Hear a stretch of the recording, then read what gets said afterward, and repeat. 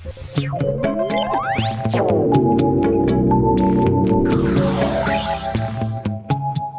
a while since I've done another vlog. I mean, it's been about like 2 months or so. I mean, DC was fun, but well, we got other things to talk about as well, especially if I want to keep this channel up to date. So today I'm going to talk about scammers, and the reason why is I used to brag a lot about how I never got any spam calls or spam emails or texts and all of that. Well, unfortunately, karma has bit me back, and guess what I've been getting a lot of. But the sad thing is, I've actually found out how many people actually get affected by these scams, and it's really sad that, first of all, if you're a scammer watching this, what is wrong with you? You are a bad person. If you're going out there to steal people's money, this just means you're a bad person. Please stop. But of course, nobody's gonna care. So I'm just going to make them upset because I'm going to make a video today explaining how you can tell when somebody is trying to scam you, and ways you can actually remove your, I don't know, junk emails and junk calls and all that. So one of the most common scams out there that I've actually seen actually involves the credit card. The best way that they do it is basically the scammers pretend that they are from some big company and there's been a mistake that either they charge too much from you or I don't know, but the excuse is somehow you managed to overpay and you're being refunded some money. The thing is, the big corporation owes you money basically for something that happened. That's what most scammers typically end up doing, especially when it comes to getting the phone calls and all that. Most of the time it's just things saying that, oops, you accidentally overpaid or we charged you too much. Here, we're gonna help refund you the extra money you spent, get that back. Here's the thing, even if it's a big corporation, always check your bank account first before you go forward with actually responding to that email or phone call or whatever. The reason being is because you don't know if that charge actually happened. So first, make sure you both are on the same page. So if somebody is telling you you have overpaid for something or you've been paid something, check your bank account. Always check your bank account. Whenever I make a transaction or I put money into my bank account, I always check it to make sure it goes through or see if it's pending. Whenever I do anything that involves transferring money, I always check my bank account to see the status of it. If somebody tries to tell me that they owe me money because I paid too much for something, well, I go to check my bank account and see if I paid the amount that they're supposed to be refunding me. And usually the obvious answer is no. So that's usually how they get your attention. So in case you're wondering what usually happens through there, well, basically what they end up doing is, most commonly, is they have you go to your computer so that way they can remote log in and check your banking information, which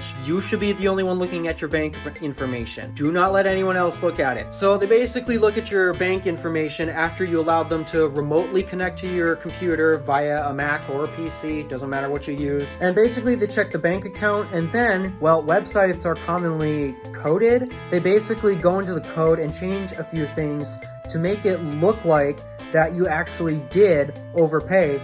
The reason they can't do this before they get access to your account is because, well, they don't know what your account number actually is. They're just calling random people and hoping you fall for the scam. After they get access to your bank account and mess with the site to display the fact that you have a charge on it when in reality you don't, then they go through the process of, and this is fake by the way, they go through some process where you have to do it exact 100% precisely right, otherwise you'd really screw something up. You have to type in the numbers, or they just send you the money anyway, but they'll send you way too much back. Basic thing is they make it look like a typo happened, and because it's permanent after you hit enter, yeah. That's how they get you to think that, oh, that's not good. So then the tables turn from the company owing you money to you owing money because, well, they essentially overpaid for you, when in reality, nothing actually happened. I kid you not. Nothing is happening in your bank account while this happens, unless they are getting access to your credit card and stealing money from there. So, because now you're thinking, oh no, they overpaid me, this is bad. And oftentimes the scammer employee will freak out saying, oh no, I'm gonna get fired because of this. They try to shame you, make you feel sorry for what happened, and you want to do everything to help. As a good person, I love good people, don't get me wrong, And it really hurts me to see bad people do things like this to people, to good people. What happens then? They then, instead of, well, if this were the actual company like Amazon, if this was actual Amazon overpaying you, I would think that you just give them I think they just ask for credit card details or such and all that and be done with it. No, but because those can be tracked, scammers don't want that tracked. So how do you get money without it being traceable? Physical cash. They then force you to go to your ATM or do whatever and get it all in cash.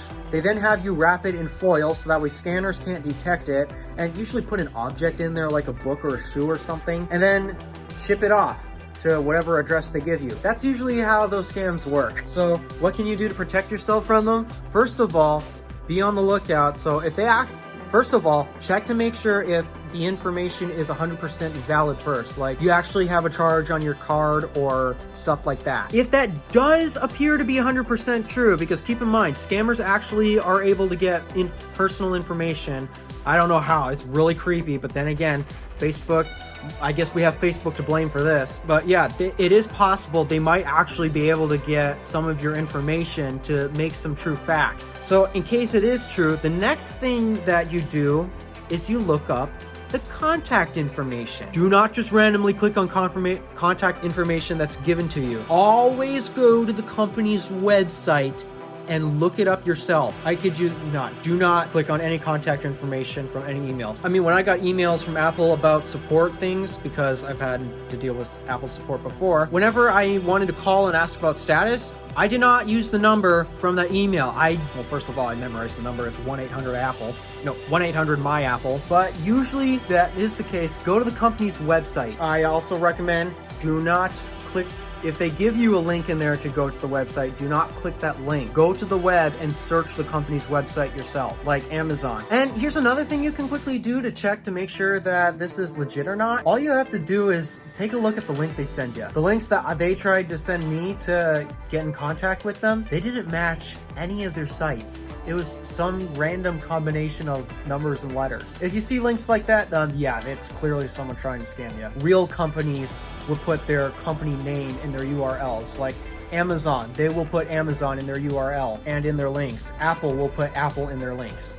And the reason why scammers can't do this is because, well, in order to do that, you have to own the domain. And you can't exactly own a domain, but that's already in use by a large company. So there's another trick for you. So if you get texts with links to sites that are supposedly for big corporations, if they don't have the big corporation's name in it, then yeah, that's a scam. So what about spam calls? Because I get a lot of those too. Pretty much when it comes to emails, you can have it set to filter out that stuff. I'm still working on it because somehow I managed to get some emails to slip into my primary inbox. But lucky me, most of them make it to the junk mail inbox. But what about phone calls? So how do you handle those? Well, first of all, if you have an iPhone, you're in luck. If you really do not like getting spam calls, most of the time they're from unknown callers. All you have to do is go into settings and there's an option to silence unknown caller. I leave this on most of the time, and the reason I do that is because, first of all, if there's an unknown caller trying to call me, why would I answer? And the only time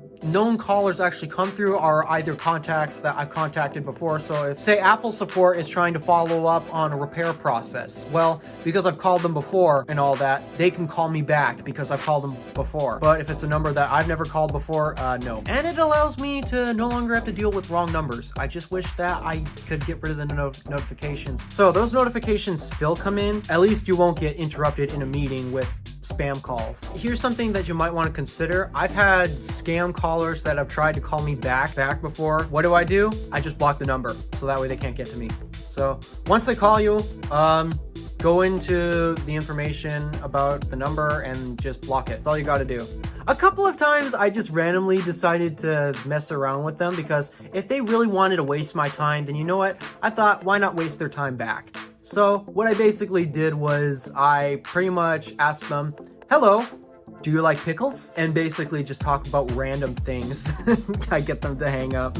It's so funny, to be honest, but most of the time it's annoying because I'm busy. But whenever I'm free, sometimes I turn off silence unknown calls just so that way I can mess with them like that. It's kind of funny. But yeah, that's pretty much the best ways to protect yourself from scammers. First, you gotta know what they are and how to identify them. So most of the time, if it involves money, yep, get your guard up.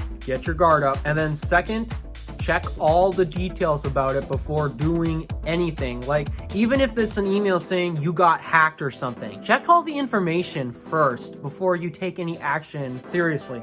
You'll do yourselves a favor. All right, that's been scammers with the random alpha. You know what? I had an idea. If you really want me to try, it might be a bit difficult because most of these situations I can't be by myself and my family really does not like being on camera. I'll try to see if I can actually get to answer a spam call on camera and then just joke around and mess with people. If you have any interest in that. Scammers, you are horrible people. Please go seek professional help. All right, thanks for watching. Do me a favor and interact with the stuff below. My name is DeWolf, Random Alpha, signing out.